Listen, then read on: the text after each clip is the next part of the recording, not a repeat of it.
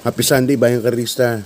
Nandito naman po ako si Kidabatan for 2024. At yun nga, meron tayong 8 races ulit na inihanda po ang MMTCI Handicapping Department at Pilracom para sa atin ngayong araw ng linggo. Bali may 8 races. So recap lang po tayo sa nangyari kahapon. Kahapon halos lahat Diamado. Ang nagdihado lang si Ade Daha, 6 Batang Cabrera. At most of the races kahapon puro Diamado naman. At yun nga, si Prime Factor nagtiyempo ng 1:24.6. Nalucha pa ni Daddy Byrne, pero nakita nyo napakagandang kabayo nga, napaka galing. Kasi nung binigyan na ni Mark biglang nag-respond yung kabayo. Tapos doon naman sa race number 2, yung white horse na Isla Puting Bato,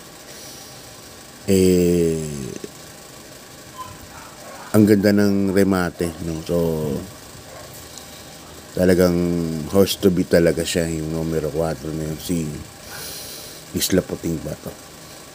Tapos yung race number 3, alam ko Diamado rin nalimutan ko. Tapos Tool of Choice, Diamado rin po yun. Kasi parang nagkaroon ng late dun sa late news, dun sa numero 3. So anyway, tapos Zarate na naman. Congrats kay Jeff Zarate, back to back. Tool of Choice, yung numero 8 saka yung Work From Home. Rare entry, yung isang numero, yung isang naipanalo niya, Sayang nga si heavyweight ang taya ako dihado. Hindi pa napagtiyagaan. Anyway, ganun talaga. Pati doon kay Work From Home, galing ni Zarate pagka nagpanalo talaga. Pagka talaga. Pag binuenas ng konti, nandun naman yung talent So konting buenas lang. So tapos yung Ade Daha, Batang Cabrera, yung naana si Under Pressure. Akala ko susunod lang si Batang Cabrera. Tapos nakapitan din ni Ade Daha. Pagdating ng rekta, inabot din, Kaya yun lang ang tingin kong dihado kala Ninong at saka yung last race, Ninong and Jubilum. Yun, halos photo finish, pero na-declare ng winner yung numero 1, Ninong. At yun nga, umpisa na tayo ng pagbigay ng giyang yung araw ng race number 1. Kasi siya na nagmadali, ngayon lang makakapag-tip kasi nalito ng gising. So dito 3-year-old and above maiden race number 1. Distance natin 1400 meters, lahat yata 1400 meters kasi Sunday.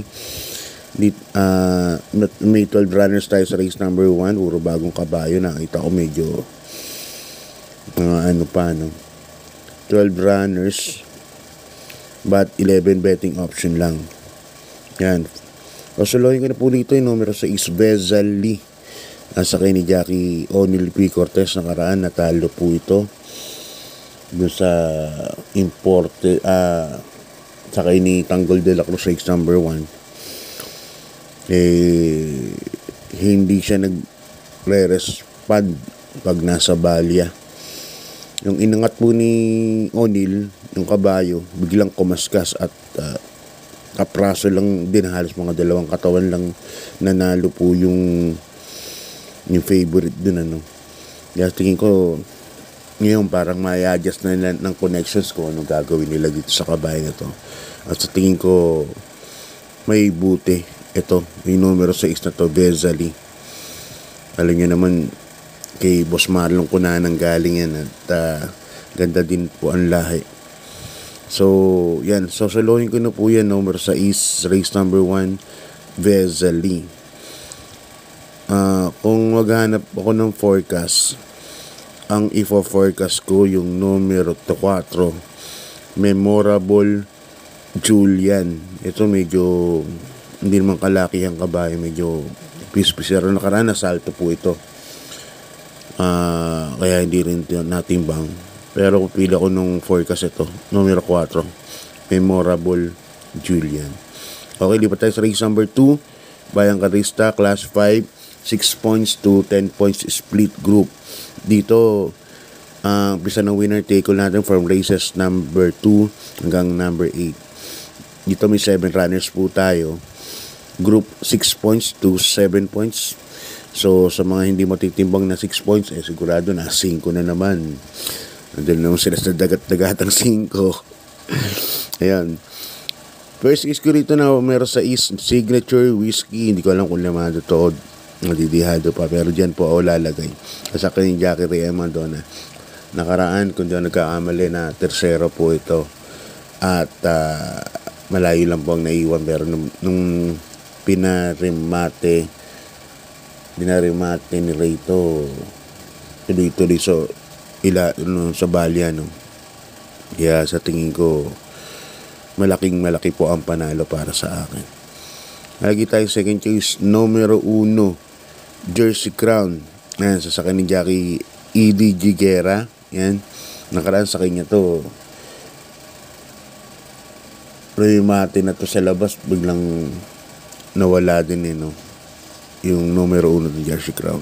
So, dito sa race number 2, dalawa pili ko number 6, Signature Whiskey, saka numero 1, Jersey Crown. Lipat na po tayo sa race number 3, Bayang Karista, Class 4, 28 points to 33 points. Yan. Dito, Bayang Karista, meron tayong 8 runners, ano? Ang first case ko rito, numero 4, Agi daw. Kasakin ni Jackie Jeff Bakaykay, nakaraan bumalik pa to, no? Kila Super Earth. Bandera na si Full Combat Order, nakuha na ni Full Combat Order, pero si Agi daw bandera nun, tapos nabalikan niya si Full Combat Order. Kaya lang nagdatingan yung sa labas si Super Earth sa kasi magandang dilag. Yun nga, ang nanalo si Super Earth. Segundo lang siya, Agi daw. So sa tingin ko, bumabalik na naman ulit ang ni Agi daw, kaya siya ang first case ko. Second case ko, numero 7, Sylvia Pla.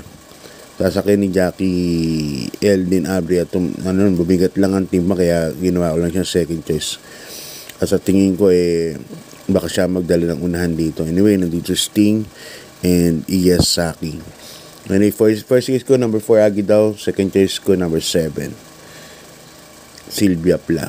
Okay, lipat na tayo sa race number 4, Bayang Karista, Class 5, 6 points to 10 points split group. Dito may 7 runners po tayo.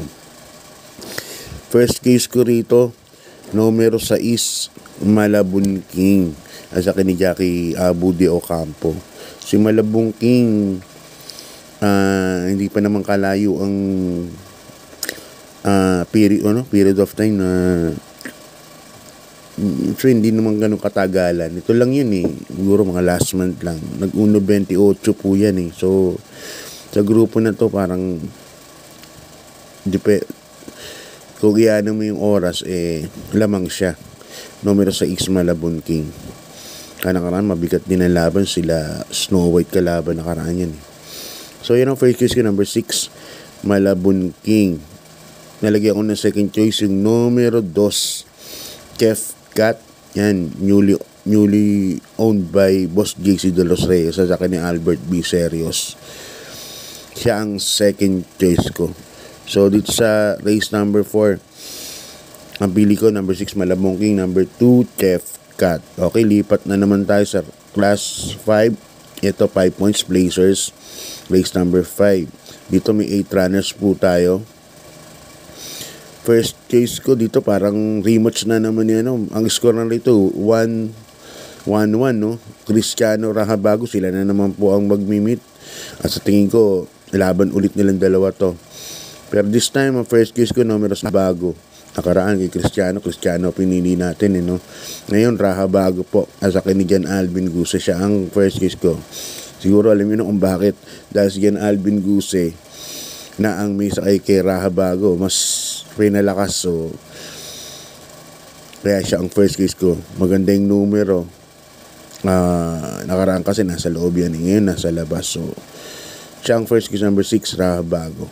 Wag lang mamamadali ni Alvin, nakatulad ginawa kay Barayong. Ako po, sana saktuhan lang.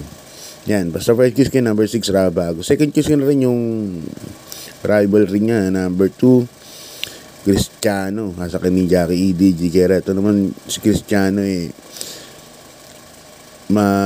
magaang na rin yung 52 kasi -4 yung bata, apprentice. Okay, lipat tayo sa race number 6, Bayang Arista classified, 6 points to 10 points. Ito may 7 runners po tayo. At yan nga, may sakay pa si Boji Henson dito. Nasuspindi si Boji last race. At yun nga, for your information, suspendido po siya ng 24 days, no? Careless riding yata kay Take a Chance Apoy Asuncion. Yun ang balita ko. So tignan na announcement mamaya. First case ko rito, numero 3, Axis Deviation. Yan, super jockey JT Zarate, 3 wheels, 3 rides, 100% kahapon, Mr. 100% JT Zarate. Yan ako, first case sa Axis Deviation. Baka nandun pa po yung Buenas sa katawan, kaya baka magtuloy-tuloy. Yan ang first case number 3, Axis Deviation. Second case ko, numero 2, Jawo, sakay ni Jackie Allison Probably. Pero abangan nyo rin yung sakay ni Boji Henson. Baka ang tawag sa loob ng karera baka magbaon bago magbakasyon. Sabihin magbabaon ng panalo at saka may panggastos. Yun, kasabihan sa loob ng karera yan. Okay, lipat tayo sa penultimate race, Bayang Arista Class 4, 16 to 21 points split group race. Dito may 8 runners po tayo. At ang first case ko rito, numero 1, May 10, nasa ni Jackie Jan Alvin Guse. Nung nakaraan linggo, alam niyo, nanalo po yung si May 10, di ba? Wild is the wind. At napakaganda ng diskarte nila rito kay May 10. At sa tingin ko baka ganun na naman ang gawin kasi medyo may mga mabilis dito, no? Don't Stop Believin', Papa o Mama, manonood lang siya at mag-aabang lang yan, mga last 400 baka magbibigay. Karang ganda ng diskarte nila, well planned, at yun nga, successful. May 10 against Wild is the Wind, no? Nag-abang lang si Alvin, hindi minadali, kaya siya ang first case ko, number 1, May 10. Second case ko na rin yung numero 7, Papa o Mama, another super jockey, JTZ yung sasakay. Yan, baka sabi ko nga sa inyo, baka nakadikit pa yung Venus niyan sa katawan, manalo ulit, no? Nagaling na, Venus pa, so saan ka palalagay? Number 1, May 10. Number 7, Papa o Mama. Yan ang mga pili ko. Lipat tayo sa last race, Bayang Karerista Class 4, 22 to 27, rating base. Yan, dito may 11 runners po tayo. At yan, natin ko medyo magulo po ito, no? First case ko, number 1, Golden Sunrise, sasakay ni Jackie Patty Ramos Dilema. Nakaraan na to Mark Alvarez. Bagay may sakay pa si Mark Alvarez, Pete Bell, ano? Kaya kay Patty pala na 7 kilograms.